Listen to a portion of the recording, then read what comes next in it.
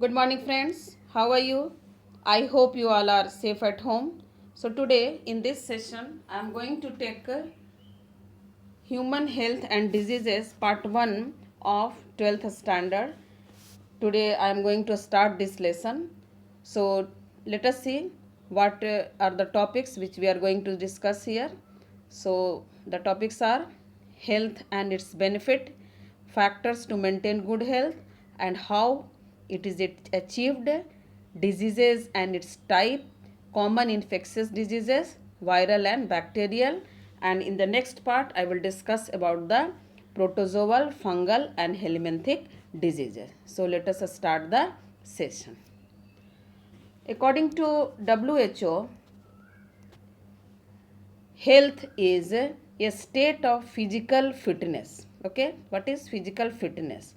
Mental alertness and social well-beingness. Three things are very important. What is physical fitness, mental alertness and social well-beingness? So what is health? Health is a state of physical fitness, mental alertness and social well-beingness.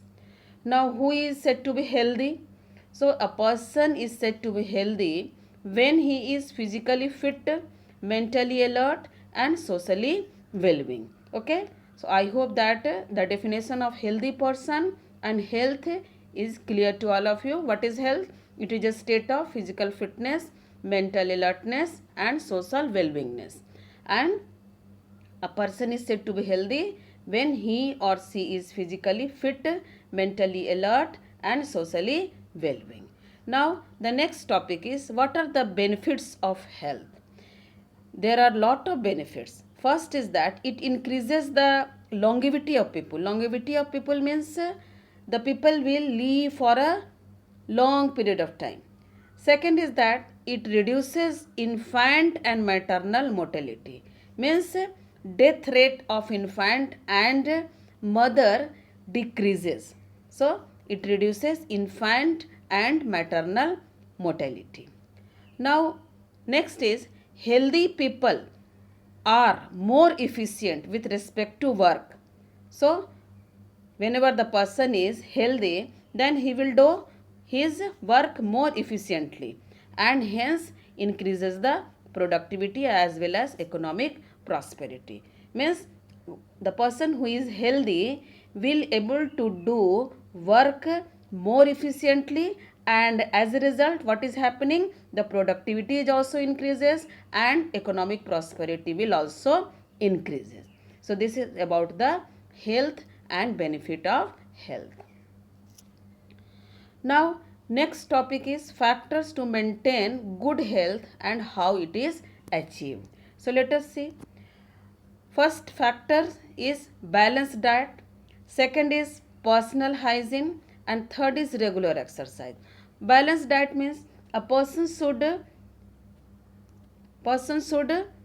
take a balanced diet. Balanced diet means it contains all the nutrients of the food: carbohydrate, protein, fats, vitamins, minerals, rough everything. What are the components of food? He or she should take, that is called as balanced diet. Personal hygiene. Personal hygiene means proper cleanliness of his her body. It is very important. Okay. Now second is regular exercise. It is very essential that we should do exercise daily. So these three are the main important factors to maintain our health. Okay. Now let us see how this can be achieved, how this good health can be achieved. So first is awareness about diseases and their effect.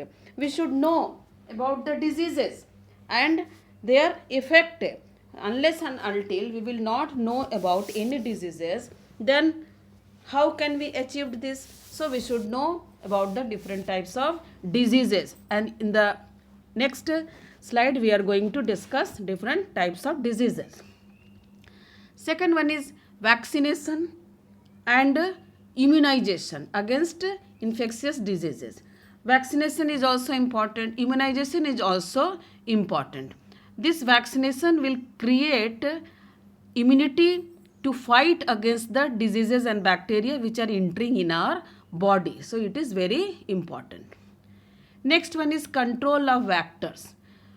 Vectors means these are those organisms which carry a special type of microbes. Suppose I am giving you one example. Female Anopheles mosquito is a vector that carry plasmodium. Microorganism plasmodium. So we should control the vector also. Common vectors are housefly, mosquitoes. So they are the common vectors. So we should control them. Next is proper disposal of wastes and excreta. Whatever the waste material released in our body and as well as fecal matter, there should be proper disposal. We should not defecate here and there. So that is why, and our waste material should not be disposed here and there. That should be disposed only in the covered dustbin. So that is the proper disposal of waste or excreta.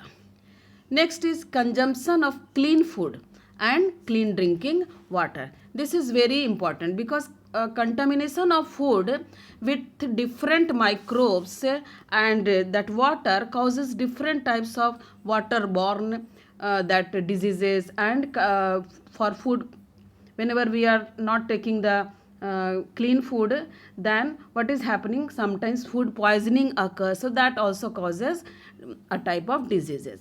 So what are the, how it can be achieved? Awareness about the diseases and their effect, vaccination or immunization, control of vectors, and proper disposal of waste or excreta, and consumption of clean food and drinking water. Next is diseases and its types. So actually health is affected by genetic disorder, infections, and lifestyles including food and water we take, rest and exercise we give to our body, habits that we have or lack. Meaning therewise that health can be, some diseases are genetic. Genetic disorder means they can be transferred from parent to offspring. So that is also one of the cause for affecting the health. Second one is infections. Infections means they can be caused from one infected person to another healthy person. Like that we are seeing here now, corona. Corona is spreading and it is highly infectious. So that is transmitting from one affected person to other healthy person. And lifestyle. Lifestyle means how the person is behaving, how the person is taking its food, water, how he is taking rest or not, he is doing exercise or not. So this includes his lifestyle. Most of the children, they like to have junk food, which is very not good for your health. So we should not take junk food. Now next topic is disease. Disease means discomfort. Discomfort means not easy, not ease. So name itself indicates that disease means when one or more organ or system of our body is adversely affected, and it is characterized by various signs and symptoms. Means disease have some signs and symptoms. That is why on that basis of signs and symptoms, the doctor will diagnose you and give the medicines. So that is the disease have signs and symptoms. Okay. So we see that we are not healthy and we have a disease.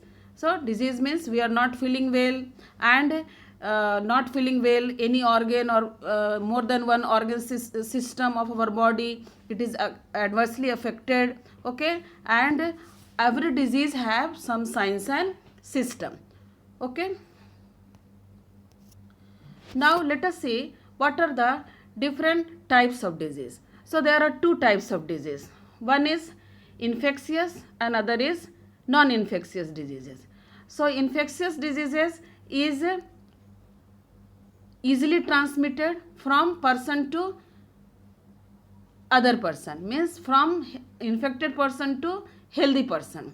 But non-infectious diseases are not transmitted from one person to another person. This is the main important difference between infectious and non-infectious diseases. So infectious diseases are caused by some pathogen. Pathogen means those microbes which are responsible for causing some diseases. So they are called as pathogens. Now here non-infectious diseases, they may occur due to hereditary factors or some deficiency or some habits. So this hereditary means they can be transferred from parent to their offspring. Deficiency means deficiency of some vitamins like vitamin C, vitamin B, vitamin A. So like that deficiency. Sometimes that deficiency of minerals also. Okay. And habits means how the person is living, how the person is behaving. He is taking rest or not. He is doing exercise or not. So this is under the non-infectious diseases. Next is infectious diseases also called as communicable diseases, whereas non-infectious diseases is called as non-communicable diseases. Again the same meaning. Communicable diseases means it can spread from infected person to healthy person, and non-communicable disease means it cannot be spread from one person to another person. Here there are few examples of infectious diseases: AIDS, hepatitis B, influenza, smallpox, and recently corona. Okay. Now here non-infectious diseases, cancer, hypertension. So this comes under the non-infectious diseases. Next is common infectious diseases. We have classified the common infectious diseases into 5 categories. What are? Viral diseases, bacterial diseases, protozoan diseases, fungal diseases, and helminthic diseases. In viral diseases, common cold, polio, measles, chikungunya, dengue, etc. comes. In viral diseases, typhoid, plague, pneumonia, tetanus, diphtheria comes. In protozoan diseases, malaria, amoebiasis, etc. comes. Fungal diseases, ringworm. And helminthic diseases, ascariasis and filariasis and taniasis. So these are about the different diseases caused by different microbes or organism. Okay, so let us see one by one. Viral diseases. So first of all we should know that how the pathogen enter in our body. So pathogen enter in our body by 3 means. One is by direct contact, when we are physically contacting with the infected person. Next is droplet infection, while sneezing or coughing, large amount of droplets are coming and that contains thousands of microbes. And the third one is by contaminated food and water. Okay, so these are the 3 means by which we are getting infected. That is by direct contact, by droplet infection, from contaminated food and water. So in this viral diseases, first is common cold. Common cold, first of all we will see that what are the causal organism. Causal organism, it is caused by rhinovirus. It infects the nasal and respiratory passages but not the lungs. Okay, it is not, so it is not severe. Why? Because it is not infecting the lungs. It is only infecting the respiratory passage and windpipe and nasal means nostril.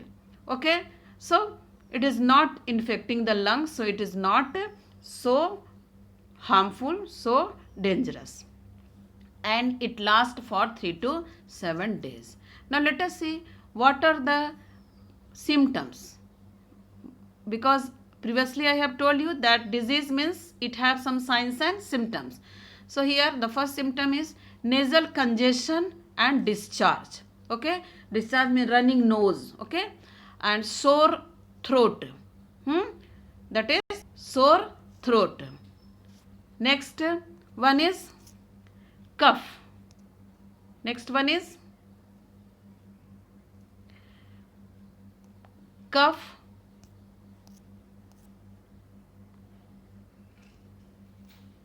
Now headache, tiredness and hoarseness. Hoarseness means voice will become heavy. Voice will become heavy. So that is the hoarseness.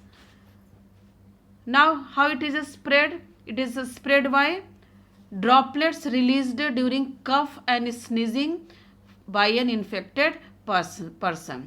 As I have told you earlier that whenever we sneeze, whenever infected person sneeze, the lot of viruses or whatever the harmful germs, bacteria, viruses, they are coming out from this. So it is spread by droplets released during cough and sneezing by an infected person. Next is by contaminated object. It is very important because contaminated objects includes pen, books, cups, doorknobs, computer keyboard or mouse. So these are spread by these things. Now here you can see the common cold virus. Now how can we control it? We can control it.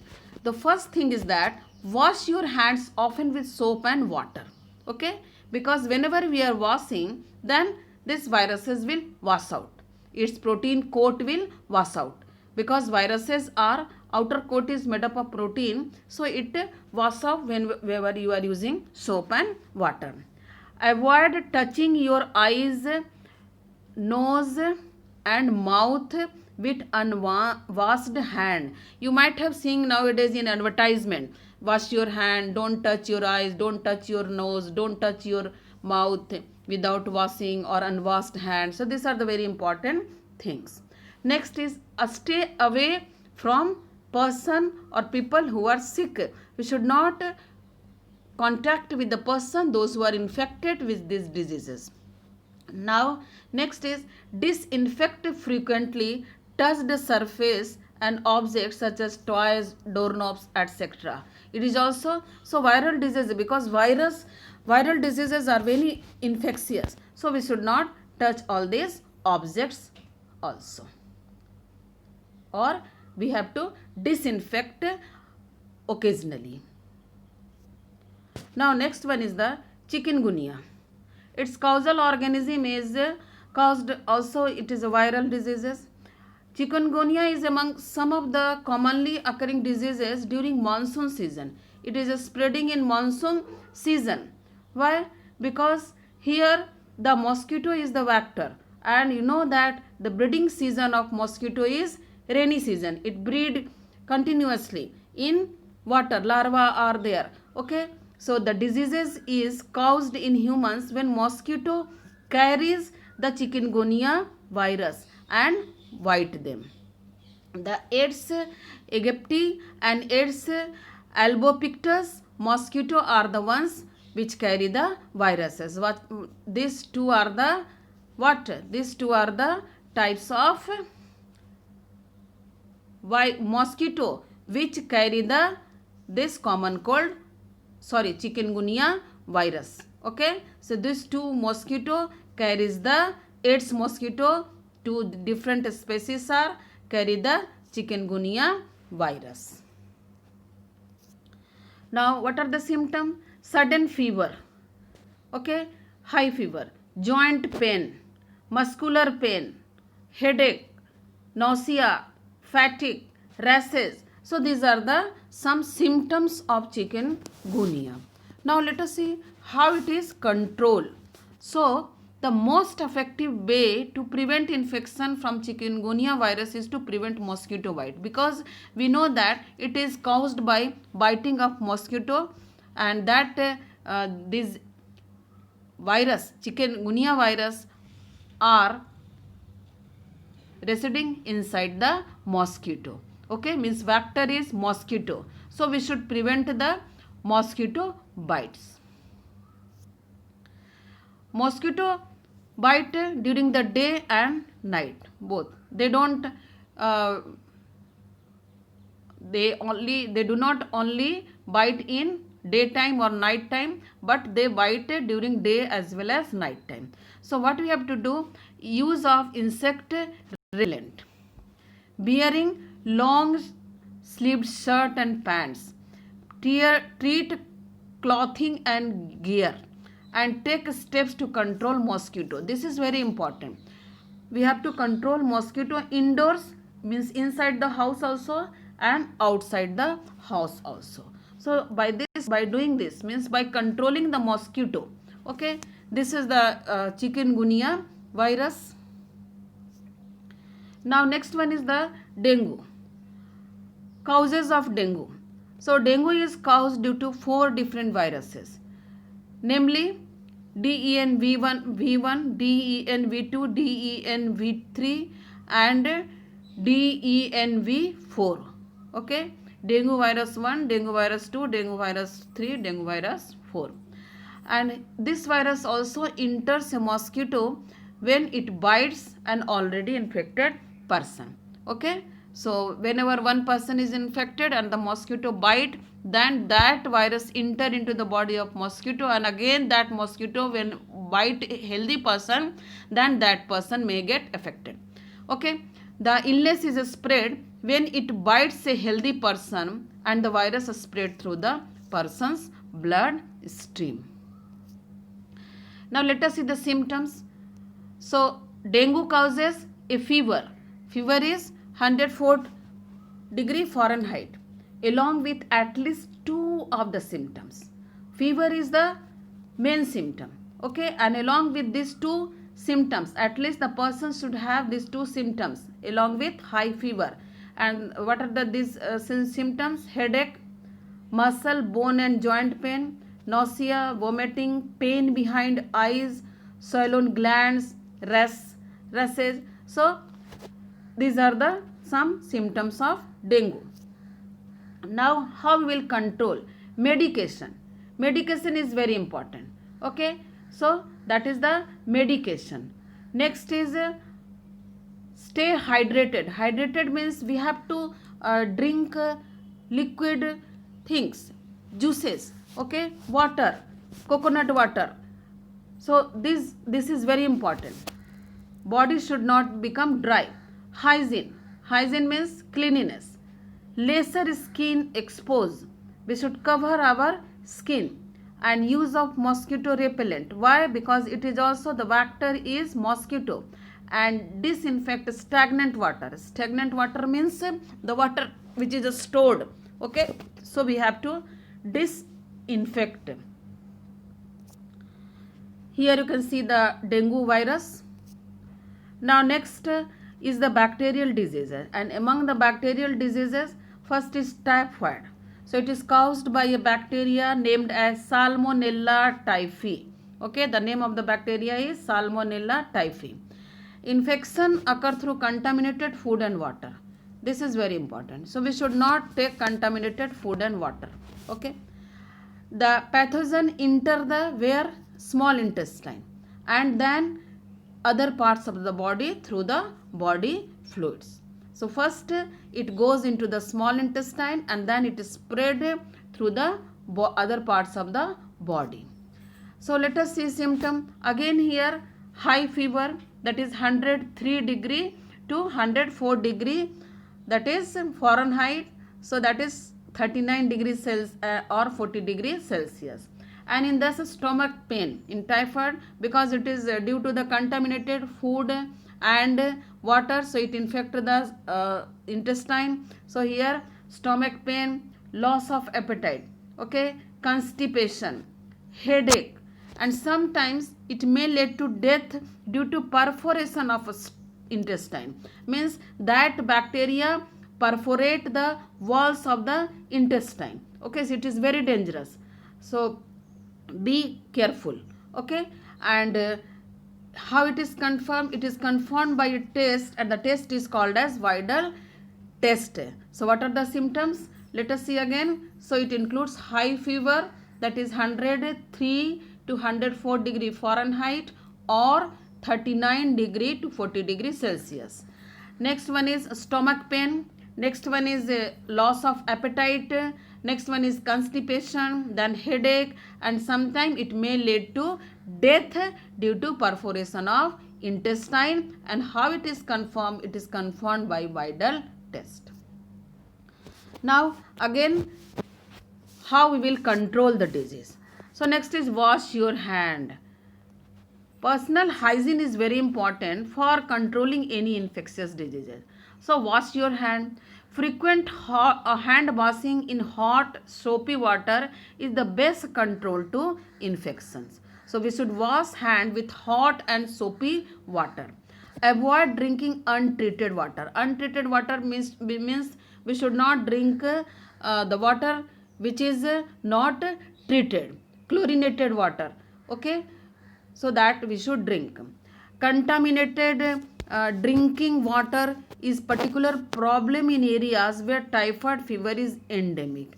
Endemic means that disease is restricted to a particular area. So there contaminated drinking water is a very problem. Why? Because already the typhoid is there and we are drinking contaminated water. Avoid raw fruits and vegetables. Always whenever we are consuming the fruits and vegetables, we should wash it thoroughly. And try to take hot foods. Why? Because hot foods are not contaminated from these types of bacteria. So we should always take hot foods. Here you can see or observe the typhoid bacteria Salmonella typhi. Next bacterial disease is pneumonia. Okay, so let us see how it is caused. It is caused by Streptococcus pneumoniae. Okay, what is the name of bacteria? Streptococcus pneumoniae and Haemophilus influenzae. There are two types of bacteria. One is a Streptococcus pneumoniae and other is Haemophilus influenza. So what is infecting? It is more dangerous, okay, why than common cold. Why? Because it infects the alveoli of the lung, okay, where alveoli becomes filled with fluid and resulting in severe difficulty in breathing and respiration. Means that alveoli, instead of air, it is filled with water. So we are facing difficulty while breathing or respiration process. Now let us see what are the symptoms. Fever, headache, cough, chill. Okay, so these are the main symptoms, and in severe cases, lips and finger nail may turn greenish to blue. This is the indication, sign, symptoms in severe cases. Why? Because oxygen is not reaching properly. So that is why what is happening, our fingernails and lips will become grayish to blue in color. Infected, how it is infected? By droplets from an infected person and by sharing the contaminated articles. Okay, so this is by symptom of pneumonia. Now again, how you will control? Wash your hand regularly, especially after you go to bathroom or before eating. It should be a common practice. Washing of hand, frequent washing of your hand. Eat right with plenty of fruits and vegetables. Means we have to take balanced diet, as well as in that we should have fruits and vegetables too. Now next is we have to do the exercise. We have to get enough sleep. This is very important. Rest is also very important, so that our body increases its immunity. Now quit smoking. We should not smoke. Stay away from sick people if possible.